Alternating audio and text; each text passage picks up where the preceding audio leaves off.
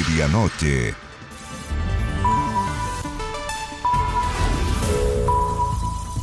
Último minuto.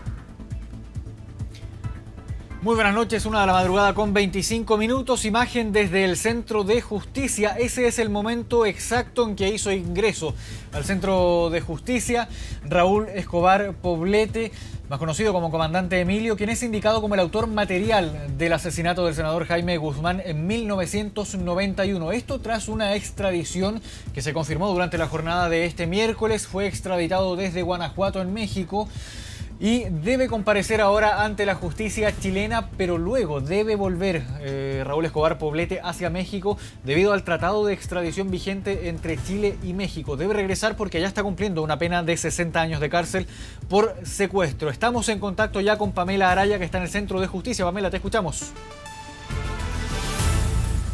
Hola Marco, ustedes lo estaban viendo en vivo, pero les reiteramos a quienes se suman a nuestra sintonía. Hace un par de minutos nada más, escoltado por Gendarmería, por Policía de Investigaciones, acaba de hacer ingreso hasta acá, hasta el Centro de Justicia, pero en conexión con la cárcel de alta seguridad, Raúl Escobar Poblete, quien se encontraba prófugo de la justicia desde el momento en que fue el autor material del crimen de Jaime Guzmán en 1991. El peregrinar comenzó hoy temprano a las 14:30 horas chilena aproximadamente, cuando despegó desde Guanajuato, donde estaba cumpliendo su condena por un caso de secuestro, y llegó acá al territorio nacional por primera vez después de haber sido encontrado entonces por la justicia cerca de las pasadas las 9 de la noche. Aterrizó, hicieron una escala técnica en este vuelo de la FACH y de ahí directo entonces hasta Santiago, donde llegó cerca de 10 para las 12 de la noche. No salió inmediatamente desde ese recinto porque sabemos que como viene del exterior hay que hacerle un PCR, que es lo que dicta la normativa sanitaria en nuestro país, pero terminado ya ese trámite, fue traído rápidamente, incluso por Costanera Norte. Fueron muy pocos minutos los que se demoraron desde el grupo 10 de la FACH hasta acá, hasta este recinto, que es, yo les decía, es el acceso del Centro de Justicia, pero todo indica, y lo que se ha dicho hasta el momento, es que él va a cumplir esta cuarentena en la cárcel de alta seguridad. Y lo más importante, él tiene que declarar ante el juez que hoy lleva la causa, que es Guillermo de la Barra, pero dado entonces el aislamiento que tiene que enfrentar, es muy probable que lo haga a través de Zoom, de forma telemática, pero todo lo que urge ahora es poder tomarle declaración, porque a diferencia de los otros involucrados del Frente Patriótico Manuel Rodríguez, que participaron del asesinato de Jaime Guzmán en el 91, él era el único que no había sido detenido. Él se encontraba prófugo y recién en el año 2017 fue cuando fue detenido por la justicia, por la policía, digo, de allá de México, por liderar una banda de secuestros. Incluso uno de los casos más graves era el de Nancy Michelle Kendall, quien fue incluso mutilada, y es por eso entonces que finalmente en el año 2019 lo que hace la justicia es sentenciarlo a 60 años de cárcel por ser culpable de secuestro agravado. Ahora, ¿cuál es el cargo que enfrenta en nuestro país y por cuál es el delito que será sometido a proceso? Se dice el autor material del crimen de Jaime Guzmán, pero este en rigor es atentado terrorista con resultado de muerte, un hecho que ocurrió hace 30 años en el frontis del campus oriente de la Universidad Católica, cuando el entonces senador se subió a su vehículo junto a su conductor, y es allí entonces cuando desde el mismo vehículo, desde fuera del vehículo, le disparan y le provocan la muerte a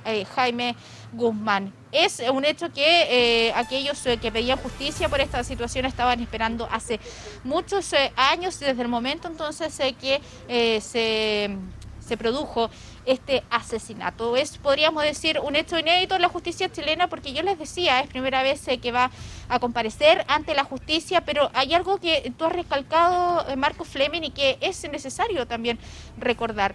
El tratado de extradición que se ha aplicado implica que él llega a Chile, enfrenta a la justicia, enfrenta este juicio, pero luego tiene que regresar a México. Eso tiene que ser bastante claro. Él, de ser declarado culpable, no va a cumplir su condena en territorio nacional, sino que tendría que volver incluso a la cárcel de Guanajuato, donde él estaba detenido. Ese es el compromiso, así se ha establecido entre las autoridades por este tratado de extradición.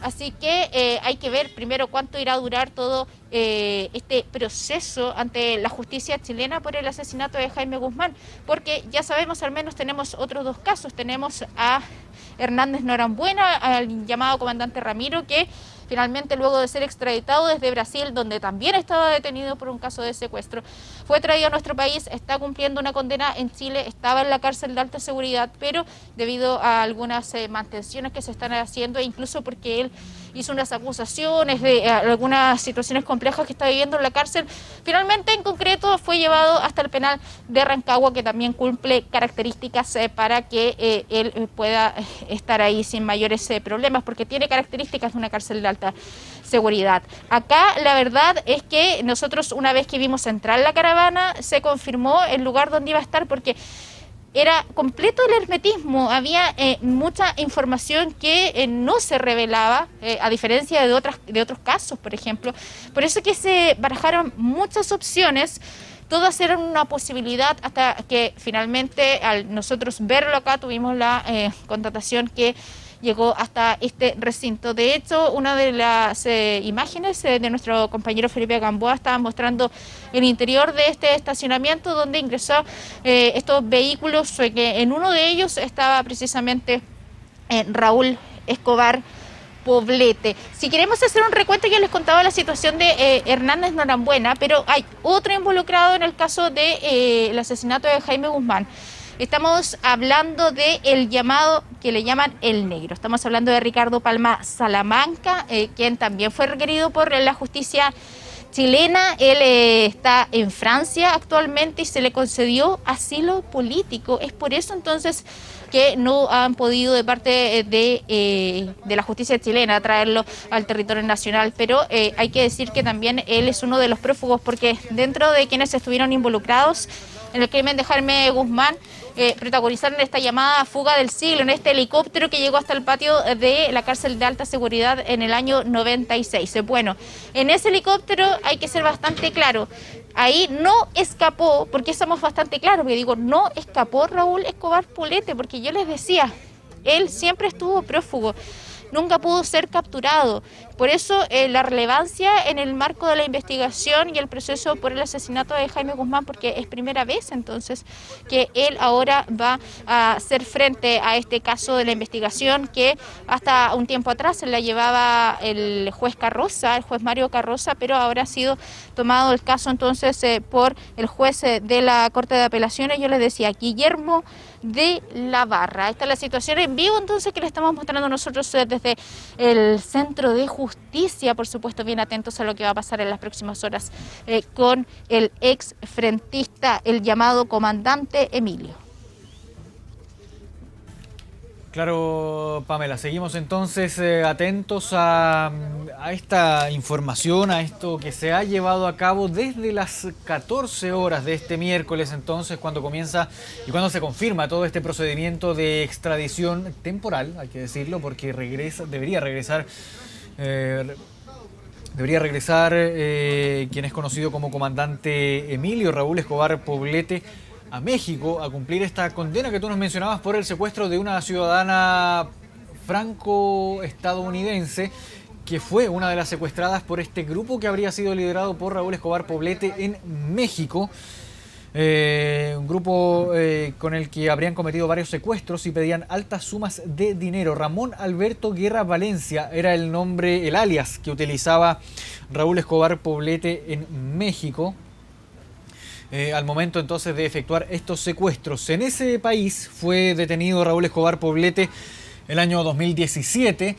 Tras esto comienzan las gestiones por parte del gobierno chileno para este proceso de extradición. Y tú mencionabas también, Pamela, el caso de Ricardo Palma Salamanca, alias El Negro, quien está en Francia en calidad de asilo político, se mantiene en ese país. Y hay que recordar también que han ocurrido algunos episodios de algo de tensión diplomática debido a que no se ha dado el visto bueno, por llamarlo de alguna forma, por parte de Francia para lograr una extradición a nuestro país. Ricardo Palma Salamanca se mantiene en Francia. Entonces no ha logrado enfrentar la justicia chilena entonces desde que se tiene información sobre su paradero. No así con el caso que conocemos ya, Mauricio Hernández Norambuena, por ejemplo, quien fue extraditado desde Brasil, comandante Ramiro, y el último caso entonces, el de Raúl Escobar Poblete, alias comandante Emilio, quien llegó a nuestro país primero haciendo una escala técnica en Iquique a las 21:30 horas de este miércoles,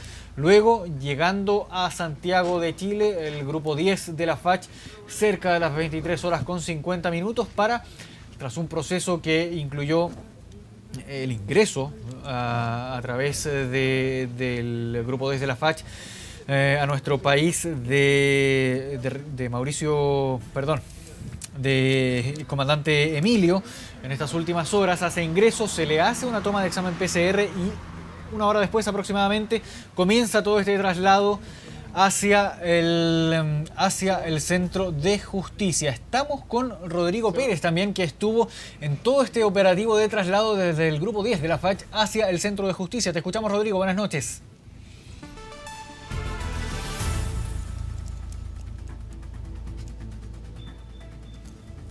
Y hola, ¿cómo están? Muy buenas noches. Ha sido todo un extenso seguimiento el que se estuvo realizando para así dar con Raúl Escobar Poblete. Uno de nuestros equipos estuvo justo a la salida del aeropuerto con el grupo 10 de la Fuerza Aérea de Chile. Las imágenes que ustedes observan, ahí se puede ver el momento exacto cuando se va realizando todo este seguimiento, que lo mantiene acá en el centro de justicia. Ahora, ¿qué es lo que se está esperando durante las próximas horas? Debería realizar ya todo el procedimiento siguiente, porque hasta ahora y hasta que no haga el ingreso el ministro de la Barra va a quedar acá en el centro de justicia. De hecho, vamos a permanecer en este sector hasta que lleguen las autoridades correspondientes para que así se pueda continuar con el siguiente proceso. Una expectación muy temprano comenzó todo una vez que se conoció la noticia, los medios de comunicación que estuvieron afuera del grupo 10 de la Fuerza Aérea de Chile. Posterior a eso, después en su arribo, desde su llegada, desde la Ciudad de México hasta nuestro país, se inició todo este seguimiento que lo mantiene aquí en el Centro de Justicia. Hoy, de 57 años, Raúl Escobar Poblete ya abordó en el Estadio Azteca de Guanajuato este avión de la FACH que lo mantiene acá, y el ex integrante del Frente Patriótico Manuel Rodríguez se encontraba detenido en México, donde había sido capturado con el nombre de Ramón Alberto Guerra Valencia. En ese país está cumpliendo una condena de 60 años por diferentes tipos de delitos, de secuestro, por ejemplo, entre ellos el de un ex candidato presidencial, el de la nuera del expresidente Vicente Fox, también el de una ciudadana franco-norteamericana, quien la banda que integraba mantuvo cautiva hasta el 19 de mayo del 2017. De hecho, ese mismo día fue cuando ya se concretó la detención de Raúl Escobar Poblete. Las propias autoridades de gobierno incluso lo han calificado como terrorista, asesino y mutilador de mujeres, porque a una cautiva en México le cortaron su dedo para así presionar por un millonario rescate. Es todo un proceso de extradición que se inició el año 2018 y que se materializó justo 30 años después del crimen del senador Jaime Guzmán. Ya está en nuestro país, ha aterrizado durante estas últimas horas y vamos a estar muy ahora atentos a la espera de los siguientes pasos que tienen que continuar, pero lo cierto es que continúa en este lugar todo el operativo de seguridad, tanto de Gendarmería como también de la Policía de Investigaciones. Hace algunos minutos nada más los funcionarios de la PDI que estaban realizando el seguimiento desde el Grupo 10 de la Fuerza Aérea de Chile hasta acá, hasta el Centro de Justicia, algunos ya se han retirado y al interior entonces se encuentra al interior de este recinto Raúl Escobar Poblete, entonces, en torno a este caso. Vamos a seguir muy pendientes, cualquier novedades que tengamos vamos a estar, por cierto, ahí comentando, pero mientras tanto los medios de comunicación seguimos en este sector muy expectante, a los distintos pasos que se tienen que concretar en torno a este hecho. Y por cierto, ya durante la mañana vamos a tener más novedades en torno a esta extradición que se ha concretado y que ya lo tiene aquí en nuestro país. Claro, Rodrigo Pérez, Pamela Araya, Juan Carlos Alarcón también, que han estado trabajando en todo este operativo desde la llegada de Raúl Escobar Poblete al Grupo 10 de la FACH, el traslado hasta llegar finalmente al Centro de Justicia. Muchas gracias a los tres por este completo informe. El traslado de Raúl Escobar Poblete desde el Grupo 10 de la FACH hasta el Centro de Justicia, donde va a estar al menos durante esta noche. Esperemos, hay que ver ahí también cómo se va a llevar a cabo todo este procedimiento judicial, cómo va a comparecer ante la justicia, cuándo será este comparecimiento, cómo va a cumplir también la cuarentena, esta cuarentena preventiva, debido a que él viene ingresando desde México, desde el extranjero, y los protocolos sanitarios así lo indican. Pamela Araya, Rodrigo Pérez, Juan Carlos Alarcón, gracias por este contacto. Buenas noches.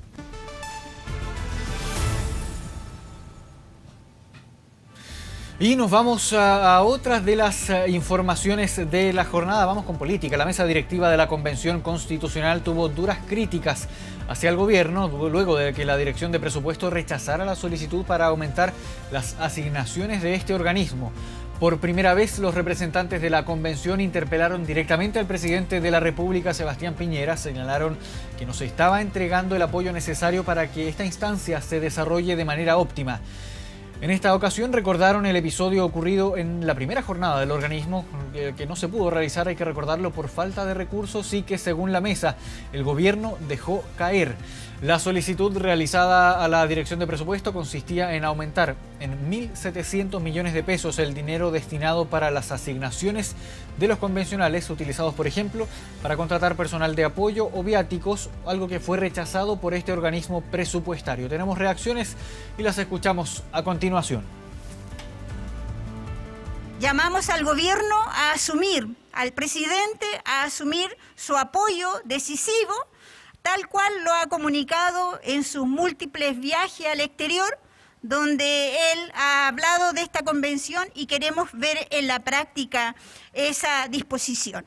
Tenemos recursos hasta fin de mes. Estamos a 22 de septiembre, los recursos en estas partidas duran hasta el 30 de septiembre. Y aquí es súper importante que se acuerden de un dato. A las 2 semanas de instalada la constituyente ya se había ejecutado el 80% del presupuesto. Eso no es responsabilidad nuestra. A nosotros nos interesa el proceso constitucional, y eso quedó claro en varios hitos. También en un marco de estrechez fiscal, en el marco de la preparación de la ley de presupuesto, y ahí se podrá notar que no es la convención la que no tiene más recursos. En una sorpresiva acción, el gobierno decidió colocar discusión inmediata al proyecto de cuarto retiro de fondos de pensiones, buscando su rechazo en la Cámara de Diputadas y Diputados. La iniciativa continuó en su debate en la Comisión de Constitución, donde se declaró, por ejemplo, también inadmisible la indicación que buscaba el pago de impuestos a las más altas rentas. Era el día clave para el proyecto del cuarto retiro en el Congreso. Comenzaba la discusión en particular en la Comisión de Constitución, pero la jornada partió horas antes, eso sí, de otra manera. Finalmente, un oficio de Su Excelencia el Presidente de la República ha resuelto hacer presente la urgencia calificada de discusión inmediata. Con ese anuncio partía la mañana en la Cámara, discusión inmediata al proyecto, pero no para apurar su aprobación, dijo el gobierno. La señal que estamos dando con esta discusión inmediata es decirle al Congreso Nacional que el proyecto se vote y que por lo tanto el martes tiene que despacharse de la Cámara de Diputados. Nosotros queremos que se rechace, estamos trabajando para que se rechace. Sorpresa para muchos y para otros, una movida política que da cuenta de la seguridad que tiene el gobierno en que este proyecto no va a salir del Congreso. El gobierno toma un rol más activo que se valora. No estoy tan seguro que tengan las certezas para que el proyecto se rechace. El gobierno lo que está tratando de hacer es entregarle certezas a las AFP y a las grandes instituciones de este país. 6 días como plazo máximo tiene la Cámara para votar en sala el cuarto retiro, aunque ya se había acordado una sesión para el martes por la tarde. Y el hecho que esa incertidumbre se acorte es una buena noticia para todos. Para las pocas personas que todavía les quedaba plata y querían sacarla, es mejor que esa incertidumbre se acorte. El gobierno ha jugado sus cartas y veremos en las próximas horas qué puede más. Proyecto de cuarto retiro sobre el que la Comisión de Constitución aprobó el retiro total para quienes necesiten costear una enfermedad de alto costo. El debate más álgido, eso sí, fue sobre la idea del Frente Amplio y el Partido Comunista de cobrar impuestos a los ingresos más altos, que generó diferencias en la oposición y fue declarada inadmisible. La alianza entre Pamela Giles y la derecha finalmente no permite que las personas con más altos ingresos contribuyan justamente a la pensión básica solidaria. No me parece que aquí tengamos que cobrarle impuestos a personas, a trabajadores, a profesionales que solamente quieren tener parte de sus ingresos. Hoy ganó la gente y perdió la trampa que buscaba imponer el candidato presidencial Gabriel Boric.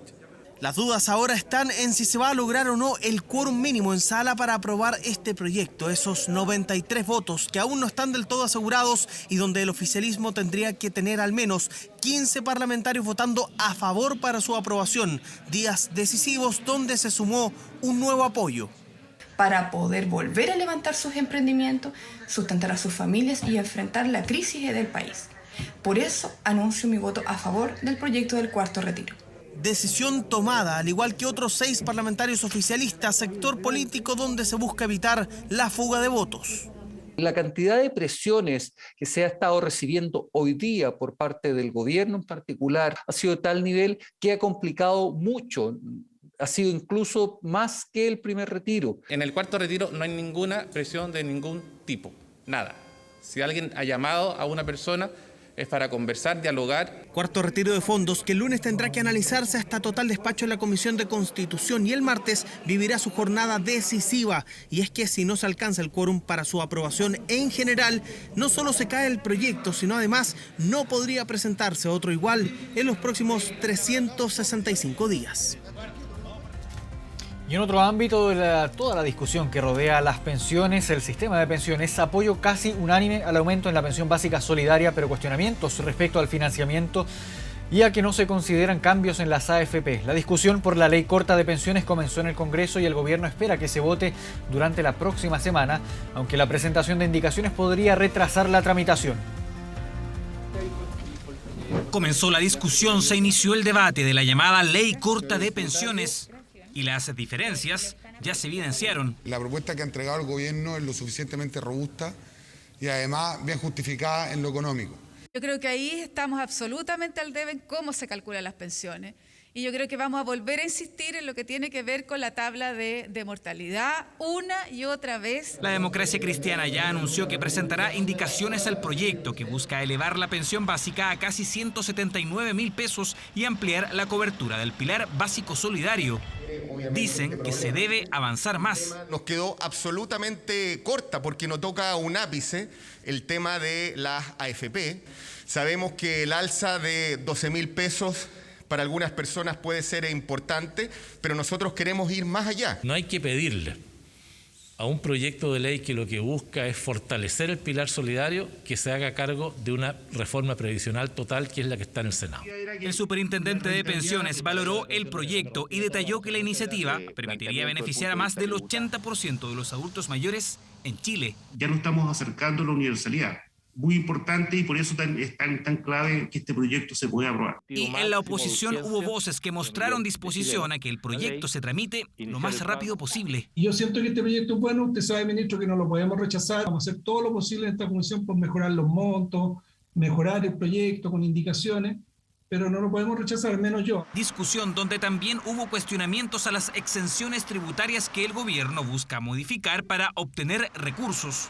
El reparo de los parlamentarios, incluso oficialistas, está la eliminación del crédito IVA a la construcción y el posible impacto en el valor de las propiedades. Efectivamente afecta a viviendas, por un lado, que son de subsidio y que esto va a llevar, digamos, un aumento de precio en transacciones de viviendas de 2.000 UF que son las más vulnerables.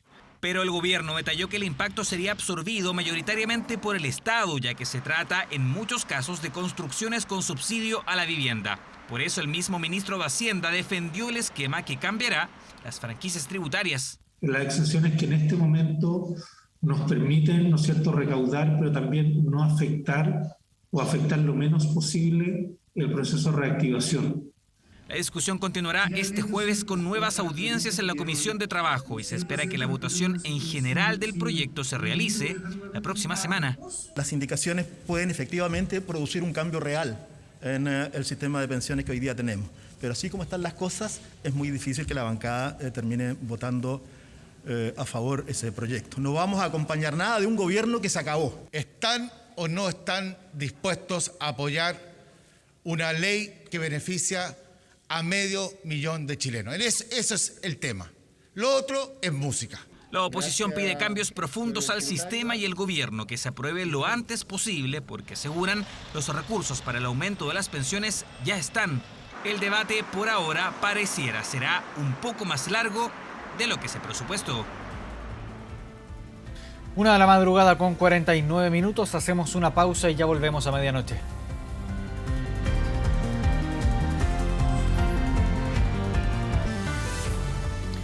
Ya estamos de regreso en medianoche y a continuación vamos a revisar la entrevista de Matías del Río realizada a Guillermo Larraín, ex superintendente de pensiones, para medianoche. Bueno, y tenemos ya a nuestro invitado, cambiamos radicalmente de tema, pero en el contexto que está muy candente, que tiene que ver con pensiones, cuartos, retiro. Pero básicamente quiero presentar de inmediato a Guillermo Larraín, ex superintendente de pensiones. Guillermo, gracias por estar aquí, muy buenas noches. Un gusto, Matías, buenas noches, saludos a todos. A ver, el gobierno hoy día, de alguna manera sorpresiva, yo al menos no lo sabía, puso esta urgencia, esta discusión inmediata sobre los retiros de las AFP. Algunos dicen para sacarlo de la discusión política, para justo el día que empiezan además las campañas, despolitizarlos, deselectoralizarlos, si se puede decir así. ¿Qué te parece esa medida? A mí me pareció bien, fíjate, pues yo creo digamos, es cierto que hay una incertidumbre, se dijo usted la incertidumbre. ¿Cuánta gente va a sacar la plata? ¿Qué va a pasar con los mercados financieros? Hoy día ya sabemos que hubo bastante coordinación con el Banco Central y que eso impidió que hubiera quedado una inestabilidad bastante grande, así que esa parte está un poquito más clara hoy día.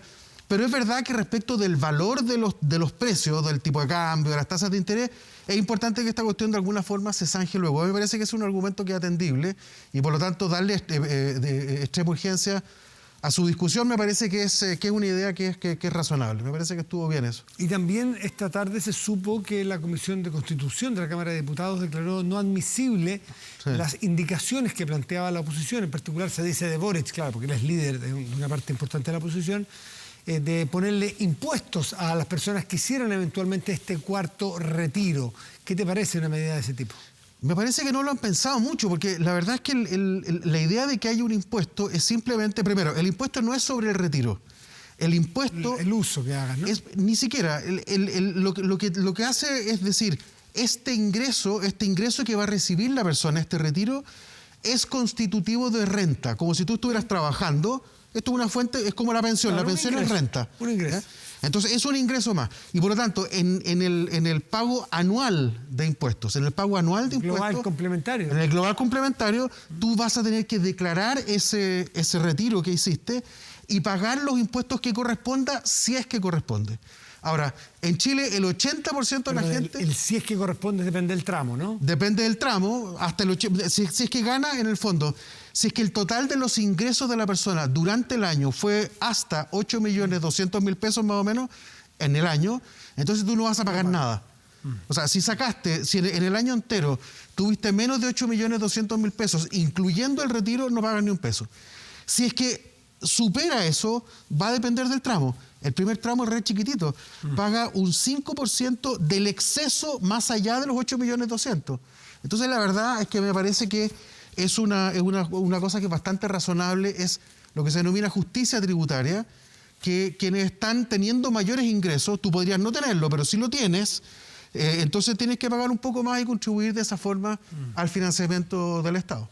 Ahora, se ha transformado en casi un consenso entre los economistas que este cuarto retiro no tiene justificación. Más allá del tema de fondo, de principio, si se quiere, que a los fondos de pensiones, los ahorros previsionales no se tocan, ese era un principio sacrosanto hasta hace un año, ¿no? Bueno, pero eso ya se rompió. Y si se compara el primero con el cuarto, el contexto del primero era ya completamente distinto a este. ¿Tú piensas lo mismo? Sí, total. Yo creo que yo siempre estuve en contra de los retiros porque me interesa el tema de las pensiones. Creo que al menos yo llevo 10 años discutiendo cómo mejorar las pensiones. Entonces, sacarle recursos al sistema previsional me parece que es una aberración. Lo que tenemos que hacer es meterle más recursos. Por supuesto que utilizado de una forma distinta, y está toda esta discusión del ahorro colectivo, bueno, pero eso es otra cosa. El año pasado esto se entendía porque el gobierno, con el acuerdo con el Colegio Médico y la forma como se definieron los IFE, fueron extremadamente lentos. es que excluyeron a mucha gente, le pusieron muchas barreras de entrada, por así decirlo, a las personas para que pudieran manifestar que efectivamente lo estaban pasando pésimo. Y lo sabíamos que lo estaban pasando mal, porque había una pandemia, nadie podía trabajar, a mucha gente la habían despedido, quienes tenían emprendimientos no podían realizarlo, etc. Entonces, eso yo creo que detonó el primer retiro. Y acá hay una cosa que los cientistas políticos lo conocen bien. Se detona una inercia de toma de decisiones que es muy difícil de parar. Y de hecho hoy día estaba viendo que la diputada Giles ya está diciendo que si no funciona el cuarto voy a ir por un quinto. Y el candidato Artés estaba diciendo en el debate que iba a ir por el séptimo y por el octavo. Entonces, pero la candidata Proboste, que entiendo que es tu candidata, dijo que le quería poner un candado. ¿Se refería a eso? Después, sí. ¿Pero usted era partidario de este cuarto, tu candidata? No ve exactamente cuál fue su declaración. Ella había sido partidaria en su minuto, no sé exactamente qué fue lo que dijo ahora en el... Ya.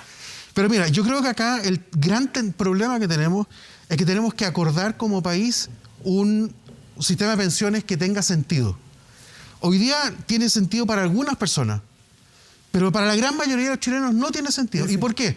Porque lo que pasa es que para que un sistema de capitalización individual funcione bien, necesita tener contribuciones regulares y durante toda la vida. Sin lagunas. Sí. Sin laguna y que dure toda la vida. Eso en los hechos no ha ocurrido y no va a ocurrir. Todo indica que vamos a seguir con un mercado de trabajo muy fluido y por lo tanto tenemos que ir hacia un sistema que permita sin matar esa parte. O sea, la parte de ahorro individual yo creo que es importante, tiene que existir. Pero hay que agregarle elementos que le den más flexibilidad. Por ejemplo, hoy día...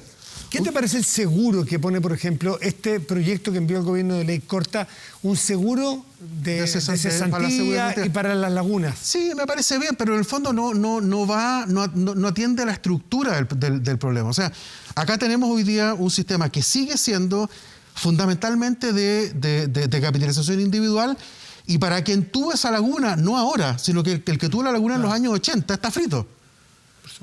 Y eso es lo que hay que cambiar. Eso requiere entonces que tengamos un sistema que permita hacer transferencias con más flexibilidad que lo que tenemos hoy día. Y esto yo creo que requiere que se financie con la cotización del empleador, no con recursos del Estado, como está planteando mucha gente hoy día, incluso algunos candidatos presidenciales. ¿Y por qué? Porque resulta que las cotizaciones del empleador quedan adentro del sistema.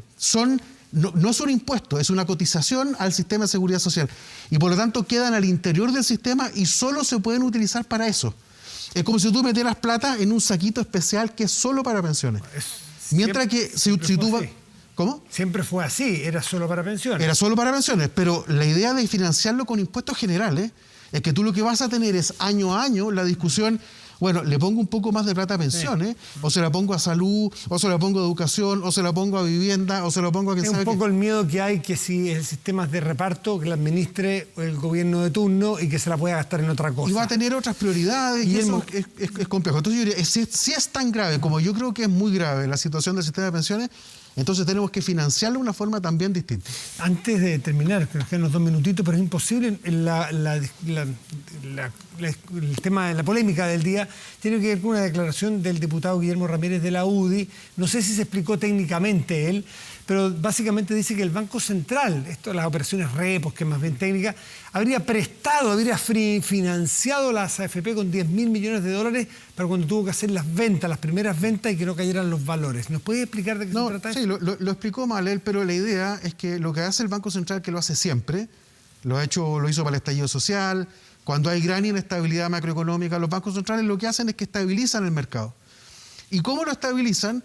Comprando y vendiendo instrumentos, ¿ya? Entonces lo que hacen básicamente es que si hay algún banco o alguna institución financiera grande como una AFP le falta liquidez, el Banco Central le presta esa liquidez comprando el instrumento financiero pero revendiéndoselo después. Pero a plazo. A plazo, 3 meses después. Pagando los intereses. Sí, todo. Se paga una tasa de interés, para el banco no es gratuito, o para el fondo de pensiones tampoco es gratuito.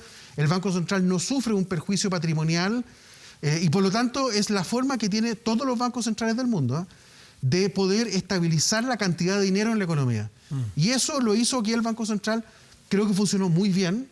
Funcionó muy bien porque yo me acuerdo, yo fui de los que estaba más alarmado con lo que pudiera pasar con las ventas de fondos de pensiones y no pasó nada, claro, porque el Banco Central puso en cada uno de estos retiros 10.000 millones de dólares sobre la mesa para poder estabilizar los mercados financieros.